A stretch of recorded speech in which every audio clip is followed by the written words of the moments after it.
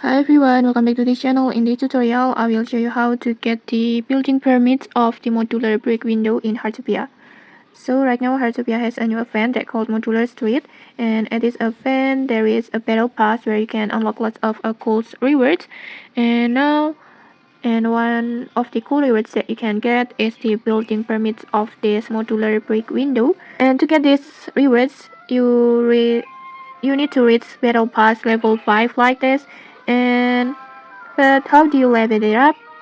First, you need to collect the festival points that you can get these points from the town festival catalogs on here each week like this, and then you can also get it from the festival limited collections reward on here, and then you can get it from the daily quest or weekly quest.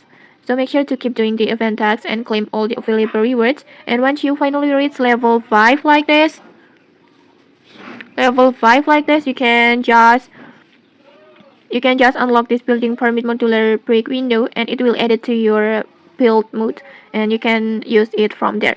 And okay, that's it. If you found this helpful, don't forget to like, comment, and subscribe for more tutorials. Thanks for watching, and see you.